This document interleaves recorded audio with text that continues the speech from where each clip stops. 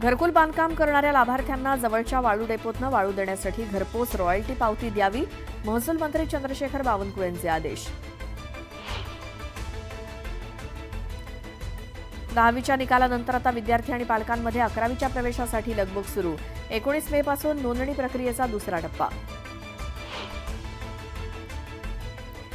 कोल्हापुरात अंबाबाई मंदिर आणि ज्योतिबा मंदिराचा परिसराचा पुनर्विकास होणार. येत्या 8 दिवसात निघणार शासन आदेश. जे रुग्णालयाला सुपर स्पेशालिटी रुग्णालय बनवण्याच्या कामाला गती द्या, राज्यमंत्री माधुरी मिसाळ यांचे निर्देश.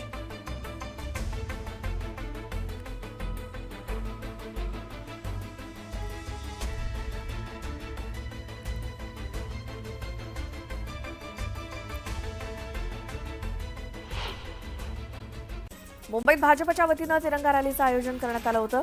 ऐतिहासिक ऑगस्ट क्रांती मैदानातून गिरगाव चौपाटीवरच्या शहीद तुकाराम ओंबाळे स्मारकापर्यंत ही भव्य तिरंगा रॅली काढण्यात आली. मुख्यमंत्री देवेंद्र फडणवीस आणि उपमुख्यमंत्री एकनाथ शिंदे यांनी तिरंगा रॅलीत सहभाग घेतला. नागपुरात बच्चू कडूंच्या प्रहार जनशक्ती पक्षातर्फे रक्तदान आंदोलन करण्यात आलं. यावेळी रक्तदान करून शेतकऱ्यांचा सातबारा कोरा करण्याची मागणी केली. ठाकरेंच्या शिवसेनेचे आमदार सिद्धार्थ खरातांना लग्न समारंभात जोरदार त्यांनी डान्स केला. यावेळी त्यांनी हातात तलवार घेऊन डान्स केल्याचा व्हिडिओ व्हायरल झालाय. नाशिकमध्ये छत्रपती संभाजी महाराजांच्या जयंतीच्या निमित्तानं धर्मवीर फाउंडेशनच्या वतीनं हिंदू महासभेचं आयोजन करण्यात आलं होतं. यावेळी गोपीचंद पडळकरांनी उपस्थिती लावली. नवी मुंबईतील गणेश मंदिरावरनं भाजप आणि शिवसेनेत जुंपली आहे. मंदिर पाडण्यासाठी बैठक घेऊन नवी मुंबई महापालिका आणि वन विभागावरती दबाव टाकण्यात आल्याचा आरोप विजय चौगुलेंनी केला.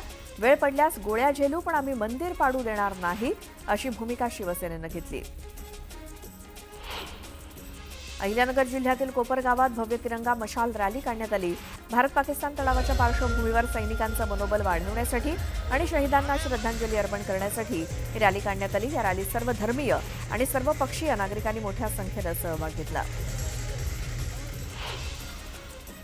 वसई विरार परिसरातील अनधिकृत बांधकामांप्रकरणात ईडीनं गुन्हा दाखल केला. या प्रकरणी नालासोपारा, मीरा भाईंदर महापालिकेच्या हद्दीत ईडीनं 13 ठिकाणी छापेमारी केली. हा प्रकार 2009 पासून सुरू असून या प्रकरणी तपासाला गती आली आहे.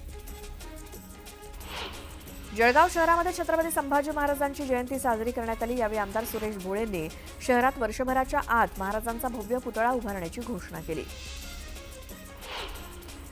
सफरचंदांनंतर पुण्यामध्ये तुर्कीच्या ड्रायफ्रुट्सवरती व्यापाऱ्यांनी बहिष्कार घातलाय. भारत आणि पाकिस्तानमधील वाढत्या तणावाच्या पार्श्वभूमीवर हा बहिष्काराचा निर्णय घेण्यात आलाय. मोरबे इथल्या मुख्य जलवाहिनीवरील आगुरळी पुलाजवळ रेल्वे रुळालगत आणि चिखले गावाजवळच्या पुलाखाली जलवाहिनी वारंवार गळती होते आणि या ठिकाणाची जलवाहिनी दुरुस्तीचं काम नवी मुंबई पालिकेच्या वतीनं करण्यात येणार आहे. त्याकरता 24 तासांकरता नवी मुंबई पालिका क्षेत्रातील पाणी पुरवठा आज बंद असणार आहे. दररोज 50% प्रवासी ऑनलाईन तिकीट घेऊन नागपूर मेट्रोनं प्रवास करतात. दररोज आणि नियमितपणे मेट्रो प्रवाशांची संख्या वाढते. या वाढत्या रायडरशिपमध्ये कॅशलेस व्यवहाराला नागरिकांचा मोठ्या प्रमाणात प्रतिसाद मिळतोय. 50% तिकीट विक्री ऑनलाईन पद्धतीनं होते. कोस्टल रोडवरील वरळीतील लोटस जेट्टी ते मरीन ड्राईव्ह पर्यंतची आंतरबदल मार्गिका क्रमांक 7 लवकरच पालिका प्रशासनाकडून सुरू केली जाणार आहे. या संबंधित प्रस्ताव कोस्टल रोड प्राधिकरणाकडून वाहतूक पोलिसांना सादर करण्यात आला असून त्याच्या नोटिफिकेशन नंतरच ही मार्गिका सुरू होईल. नागपूर, चाकण आणि भिवंडीसह 10 ठिकाणी लॉजिस्टिक पार्क बांधलं जाणार आहे. ब्लॅकस्टोन समूहाकडून लॉजिस्टिक पार्क्स आणि होरायझन इंडस्ट्रीयल पार्क्स यांच्यात बुधवारी सामंजस्य करार करण्यात आला. इथे मुख्यमंत्री देवेंद्र फडणवीस यांच्या प्रमुख उपस्थितीत होरायझन इंडस्ट्रीयल पार्क्सचे अध्यक्ष RK नारायणन यांनी करारावरती स्वाक्षरी केली. बीड जिल्ह्यातील बालविवाह काही केल्या थांबत नसल्याचं उघड झालंय. बालविवाहानंतर अवघ्या 15व्या वर्षीही मुली गर्भवती राहत आहेत. त्यामुळे मागील वर्षात 18 वर्षांखालील 12 मुली गर्भवती होत्या. त्याची नोंद आरोग्य विभागात RCH पोर्टलवरती झाल्यामुळे ही गंभीर समस्या उघडकीस आली आहे. माजी पंतप्रधान राजीव गांधी यांच्या पुण्यतिथी निमित्तानं 21 मे रोजी राज्यातील सर्व जिल्ह्यात काँग्रेस तिरंगा यात्रा काढणार आहे. या रॅलीच्या माध्यमातून भारतीय सैन्याच्या शौर्याला सलाम केला जाणार आहे.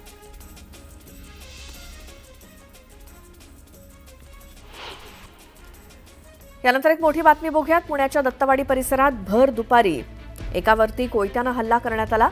पूर्व वैमनस्यातून हा हल्ला झाल्याची माहिती मिळते.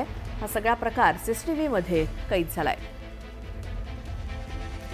पुण्याच्या दत्तवाडी परिसरात भर दुपारी एकावरती कोयत्यानं हल्ला करण्यात आला आणि हा हल्ला पूर्व वैमनस्यातून झाल्याची माहिती मिळते. या संदर्भातली माहिती घेऊयात. आमचे पुण्यातून प्रतिनिधी अभिजित पोटे आपल्यासोबत आहेत. अभिजित, कुणावरती हल्ला करण्यात आला, कुणी केला आणि कारण काय, याबद्दलची काय माहिती?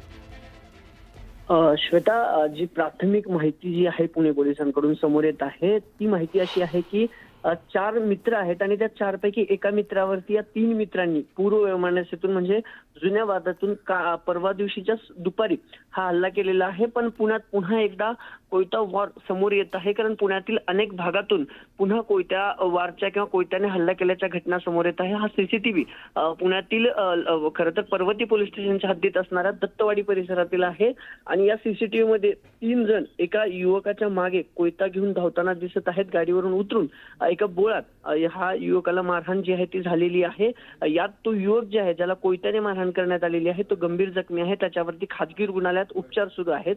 जे आरोपी आहेत त्या आरोपीत जवळपास 2 ते 3 जणांवर पर्वती पोलीस स्टेशनमध्ये गुन्हा जो आहे तो दाखल करण्यात आलेला आहे. पण आरोपी मात्र अटकेत नाहीयेत, कारण एक आरोपी अल्पवयीन असल्याची देखील माहिती श्वेता पोलिसांकडून मिळत आहे. पण ही सीसीटीव्ही तुम्ही पाहताय पुण्यातल्या दत्तवाडी परिसरात भर दिवसा हा सगळा राडा झालेला आहे. जेव्हा हल्ला झाला त्यानंतर त्या परिसरात दहशत पसरावी या हेतूनं त्या आरोपीनं कोयता हातात घेऊन सामान्य नागरिकाला देखील धमकवल्याचं जे आहे तो प्रकार समोर आलेला आहे. पण गेल्या काही दिवसांपासून पुण्यात पुन्हा एकदा कोयत्याने हल्ल्याच्या ज्या घटना आहेत त्या वाढलेल्या आहेत आणि या सीसीटीव्ही त्या सगळ्यांचा जो समोर आलेला आहे त्यामध्ये तो युवक देखील आता गंभीर जखमी झालेला आहे. पण आरोपी यामध्ये अटक नाहीयेत. पर्वती पोलीस स्टेशनमध्ये गुन्हा जो आहे तो दाखल करण्यात आलेला आहे आणि पोलिसांकडून या सर्व आरोपींचा आता शोध सुरू आहे. श्वेता, बिलकुल अभिजित, धन्यवाद या सगळ्या माहितीसाठी.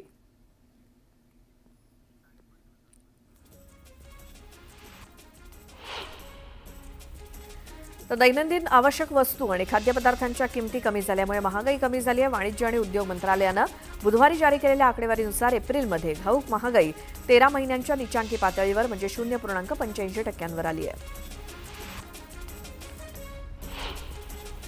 दूरसंचार क्षेत्रामध्ये भारतात 300 कोटींच्या मंजूर निधीसह 111हून अधिक संशोधन प्रकल्पांना आर्थिक सहाय्य दिले गेले. त्यामुळे देश आता 6G पेटंट दाखल करणाऱ्या जगातील टॉप 6 देशांमध्ये समाविष्ट झाला असल्याची माहिती केंद्रीय दूरसंचार राज्यमंत्री चंद्रशेखर पेमासानी यांनी दिली. बेस्टच्या भाडेवाढीमुळे प्रवासी संख्येत घट झाली असली तरी उत्पन्नात मात्र वाढ झाली आहे. 3 दिवसात बेस्टचे दररोज 4,000 प्रवासी कमी झालेत. काल बेस्टमधल्या 21,54,000 प्रवाशांनी प्रवास केला.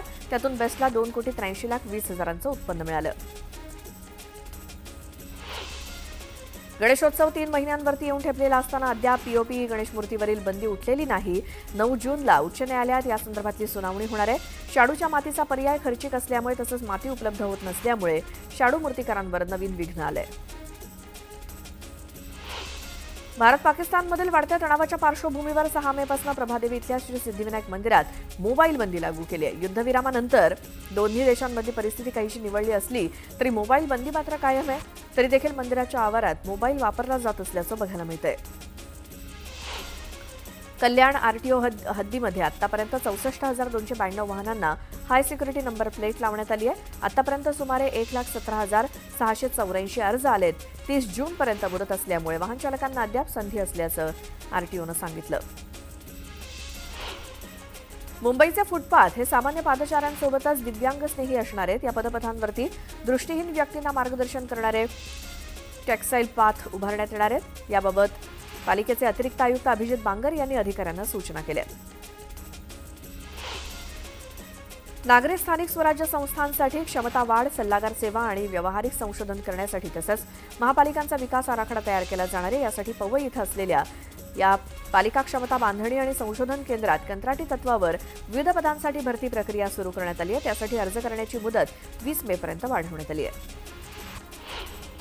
घरकुल बांधकाम करणाऱ्या लाभार्थ्यांना जवळच्या वाळू डेपोतनं वाळू देण्यासाठी गटविकास अधिकाऱ्यांच्या माध्यमातून घरपोच रॉयल्टी पावती द्यावी असे आदेश महसूल मंत्री चंद्रशेखर बावनकुळे यांनी दिलेत. 10वीचा निकाल लागल्यानंतर विद्यार्थी आणि पालकांची आता 11वीच्या प्रवेशासाठी लगबग सुरू झाली आहे. चांगल्या कॉलेजमध्ये प्रवेश मिळवण्यासाठी विद्यार्थी धडपड करतायत, तर 11वीच्या प्रवेशासाठी कनिष्ठ महाविद्यालयांची नोंदणी आज संपणार असून 19 मे पासून प्रक्रियेचा दुसरा टप्पा सुरू होणार आहे.